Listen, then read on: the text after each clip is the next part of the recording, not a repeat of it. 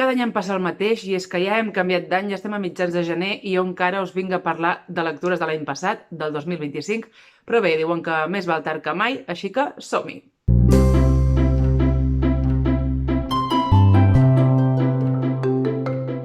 Hola, hola! Benvinguts un dia més al canal, moltes gràcies per ser aquí. Jo sóc l'Anna, això és Traduint des de Calella i en aquest canal hi parlo de llibres, traducció, literatura, altres temes que m'interessen. Espero que hi puguis trobar contingut que et faci passar una bona estona. Si encara no estàs subscrit al canal em faria molta il·lusió que t'hi subscrivissis i que m'ajudessis a fer créixer una miqueta més aquesta comunitat que va fent com les formigues, però va fent. I doncs com heu vist al títol del vídeo, avui us vinc a parlar de les últimes lectures del 2025. Ja sé que ja hem fet el canvi d'any, bon any nou per cert. D'aquí poc us penjaré el vídeo de les millors lectures de l'any, però sí que abans volia tancar els vídeos de diari de lectura perquè tinguessi tot el recorregut dels llibres llegits durant l'any. I avui us parlaré dels últims 4 llibres que vaig llegir el 2025. El primer llibre és Et vaig donar ulls i vas mirar les tenebres, d'Irene Solà, aquest llibre editat per Anagrama. Irene Solà és l'autora de Canto jo i la muntanya balla, un llibre que segur que us sona perquè se'n va parlar moltíssim, se'n va fer moltíssimes edicions. És un llibre que ha tingut molta anomenada, molta repercussió, i jo, des del moment en què es va publicar aquest altre llibre de l'autora, vaig saber que tard o d'hora el llegiria, i jo aquest llibre em vaig decidir a llegir-lo, a part de perquè en tenia ganes i tenia curiositat de veure com era i tal, per completar una premissa del repte Reducte 2025, un repte lector en el qual he estat participant aquest any. Hi havia una premissa que deia que havies de llegir un llibre escrit per un autor nascut el mateix any que tu, per tant, en el meu cas l'any 90, i vaig veure que Irene Solà havia nascut l'any 90, també Irene Pujades, l'autora de La intrusa, o sigui que vaig estar pensant si llegir un o altre llibre, però al final aquest ja el tenia, una amiga l'havia llegit feia poc i li havia agradat, llavors vaig dir, vinga, m'hi poso amb aquest, que també tinc curiositat i ganes de llegir-lo. I aquest llibre el vaig haver de començar 3 o 4 vegades perquè jo tenia clar, també pel títol i una mica el que n'havia sentit a dir, tenia clar que era un llibre que barrejava una mica el món dels vius, una mica no, bastant, el món dels vius i el món dels morts, que parlava una mica de temes dels esperits, esoterisme, una mica aquests temes, no? I és veritat que el vaig començar, vaig arribar al final del primer capítol i em vaig quedar una mica de... Això ho he entès bé? Aquest personatge està viu? Està mort? Vull dir, no em quedava gaire clar. I el vaig començar 3 o 4 vegades perquè vaig dir, Anna, vull llegir aquest llibre amb atenció, vull entendre bé la història, si aquí no tinc clar si aquest personatge està viu o està mort, potser és que he de tirar enrere, tornar-ho a llegir amb calma.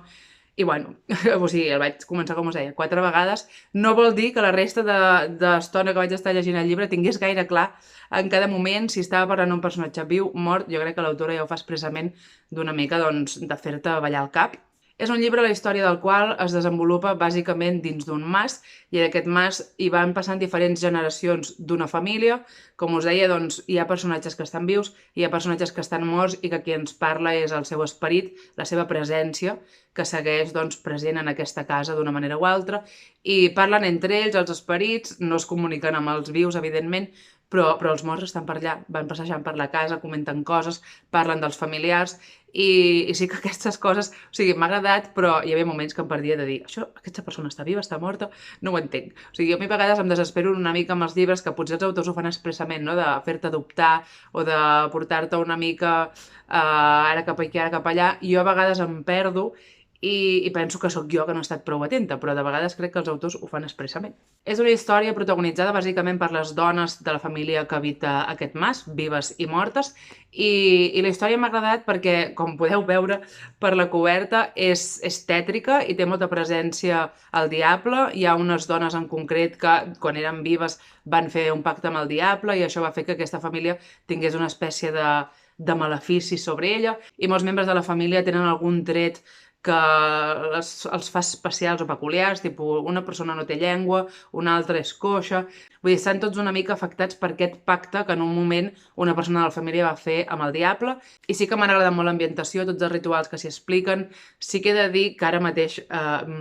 penso en la història i no me'n recordo gaire. I sobretot hi ha una cosa al final que jo no la vaig entendre gaire, llavors parlant amb aquesta amiga que us deia que el llibre li havia agradat molt, em va dir, vas entendre que això volia dir això? I jo,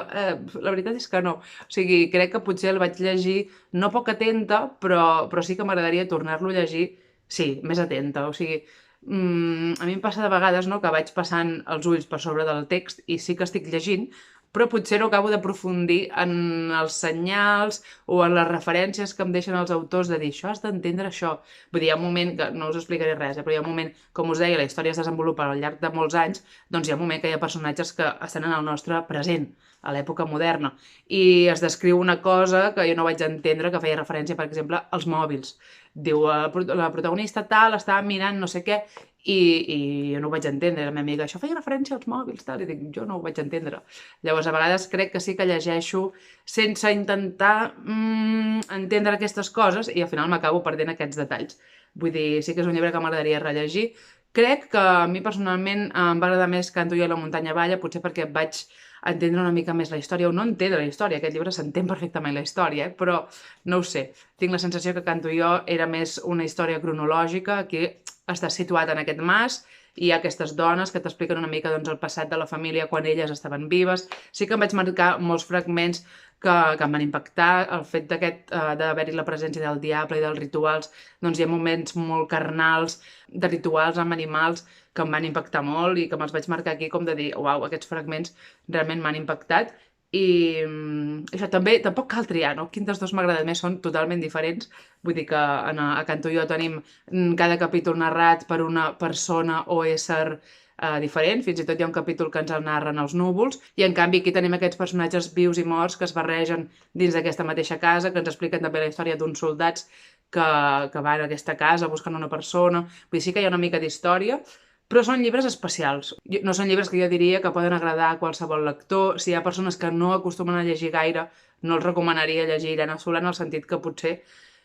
es perden una mica, no? I acaben desencantats de dir, jo no vull llegir més. Si no llegeixo gaire i a la que em poso a llegir llegeixo això tan estrany, et quedes una mica descol·locat, no? Però sí que són llibres que si llegiu doncs, una mica tens i amb ganes de veure doncs, què us aporta aquesta autora, crec que us poden agradar. Es veu clarament tota la investigació que ha fet l'autora per explicar-nos les llegendes, els rituals, la història una mica doncs, de les bruixes a casa nostra. Crec que en aquest sentit sí que és un llibre doncs, molt interessant, molt ben trobat, molt ben treballat, i jo sens dubte crec que val la pena, estic contenta d'haver-lo llegit. Sí que m'agradaria rellegir-lo per acabar d'entendre una mica tots aquests detalls que us deia. Després vaig començar un llibre, un bon totxo, que vaig haver d'interrompre per llegir un llibre per un club de lectura que vaig moderar. Llavors ara primer us ensenyo el llibre del club de lectura i després us ensenyo ja el totxo. El llibre del club de lectura és una relectura. Per mi és un club de lectura que vaig fer amb aprenents de català amb la gent d'Easy Catalan, que van contactar amb mi per si volia doncs, triar un llibre i llegir el llibre conjuntament amb els alumnes,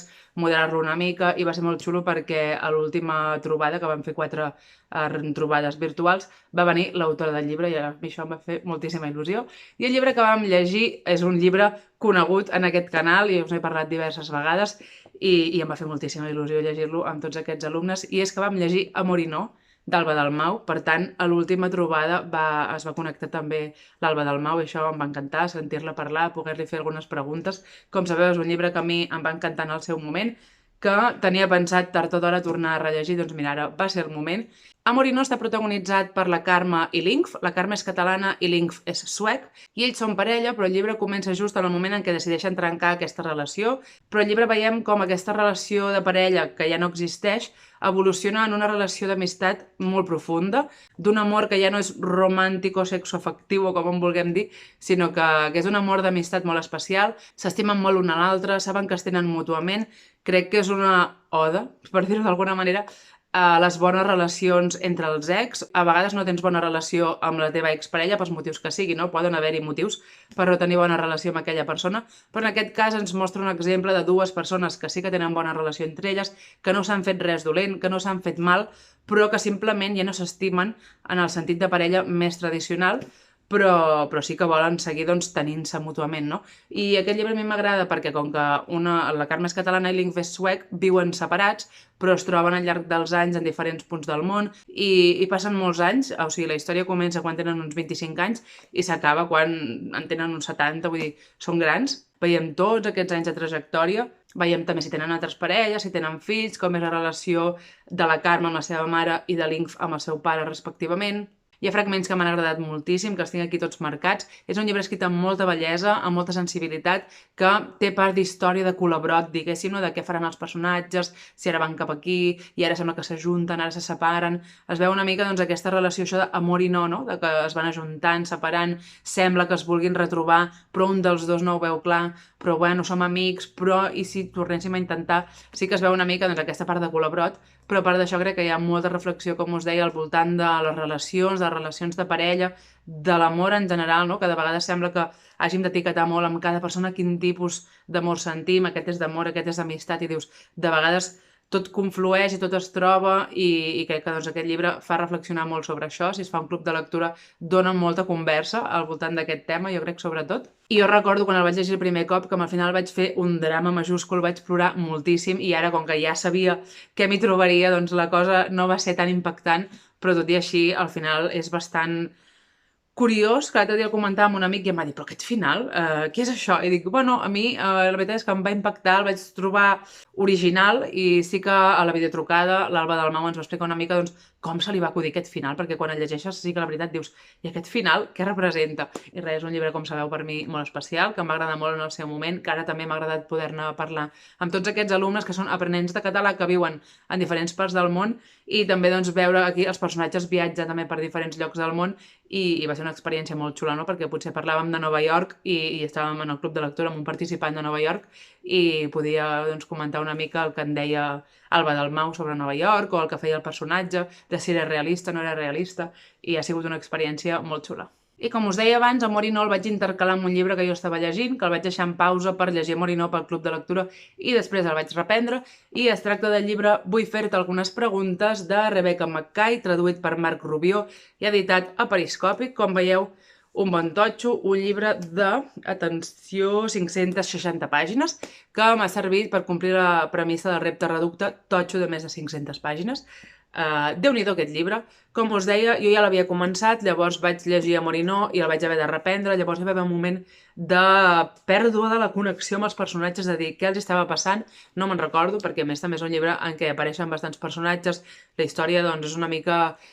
no rebuscada, però hi ha molts fils, hi ha moltes trames dels personatges i vaig haver de tornar una mica enrere, tornar-me a connectar amb el llibre i amb els personatges, però Déu-n'hi-do aquest llibre, Déu-n'hi-do. Rebecca Mackay potser us sona perquè també és l'autora dels Grans Optimistes, un llibre que també va córrer bastant per aquí per xarxes, que va tenir bastant de ressò, jo també el vaig llegir en el seu moment.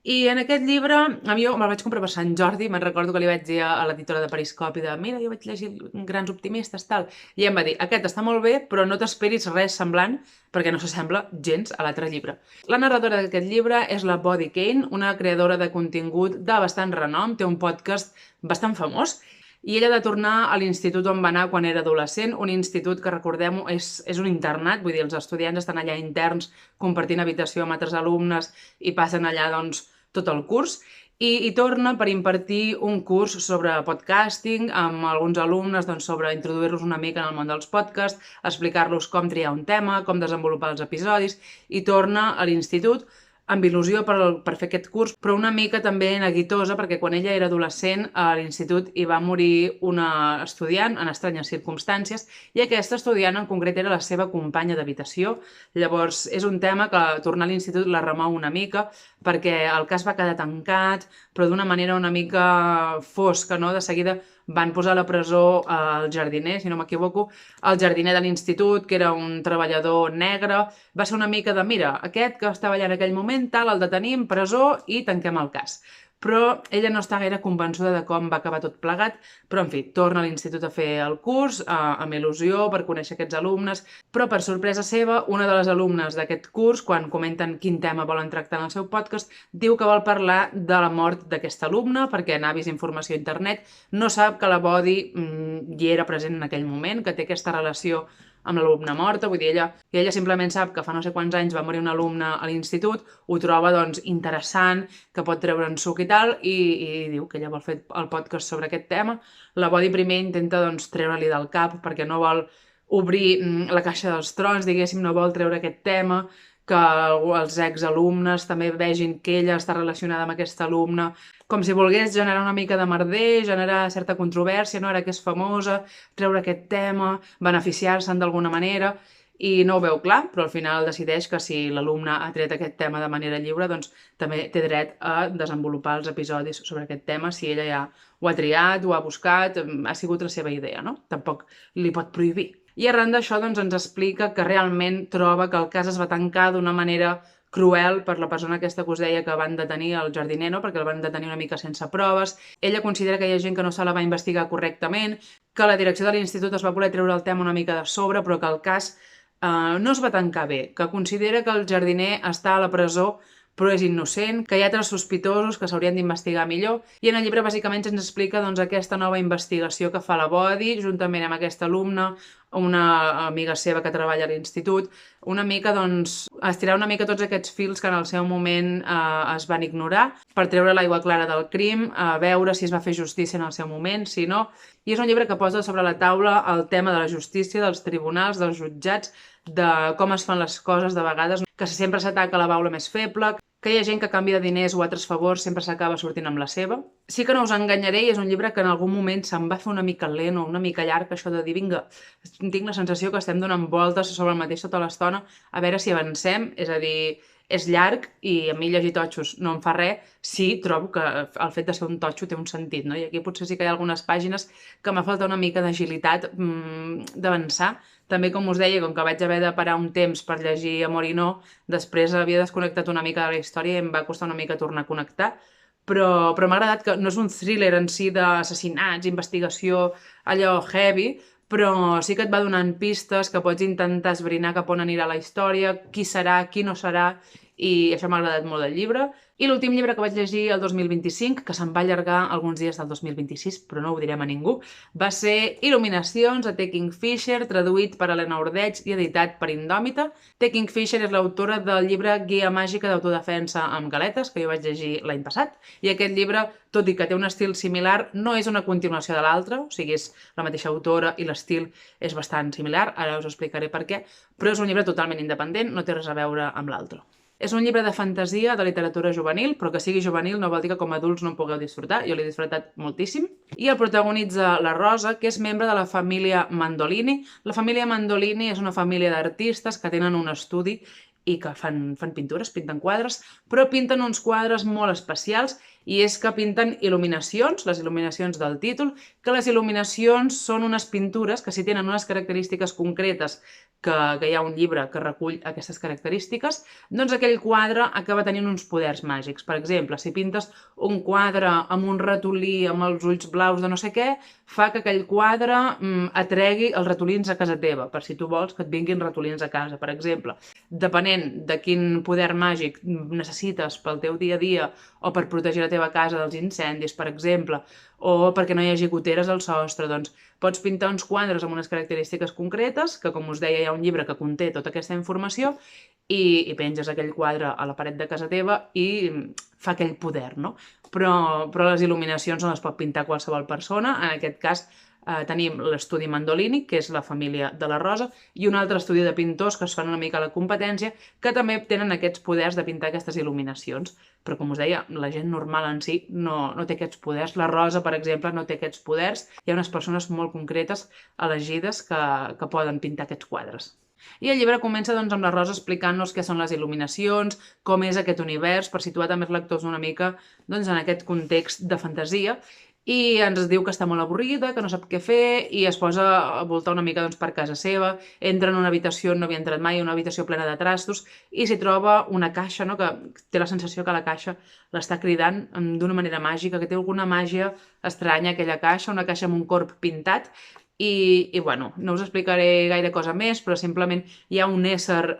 dolent que s'escapa de dins d'aquesta caixa i llavors la Rosa, amb l'ajuda dels seus amics, intenta solucionar aquest problema. Com us deia, és un llibre que segueix un patró similar al de les galetes, en el sentit que a les galetes és una família de forners que tenen uns poders màgics, aquí és una família d'artistes que tenen uns poders màgics, un dia hi ha un conflicte i la protagonista, juntament amb els seus amics i la seva família, intenta resoldre aquest conflicte. Hi ha una batalla final també doncs, per vèncer els dolents. El llibre m'ha agradat, m'ha semblat molt original tot el tema de les il·luminacions, els diversos personatges fantàstics que hi apareixen, fantàstics en el sentit de fantasia, hi ha animals que parlen, per exemple. Trobo que els autors que escriuen llibres de fantasia tenen molta imaginació, vull dir, a mi no se m'acudiria mai escriure una història com aquesta. El llibre m'ha agradat, sí que m'ha passat, com us deia, que hi ha la típica batalla final, que tu quan mires una pel·lícula, o sigui, jo pensava, això és que és la típica escena de pel·lícula que dura 5 minuts de poders cap aquí, poders cap allà, ara apareix aquest, cau per aquí, cau per allà, que clar, això vist visualment en una pel·lícula ho vas seguint bastant de manera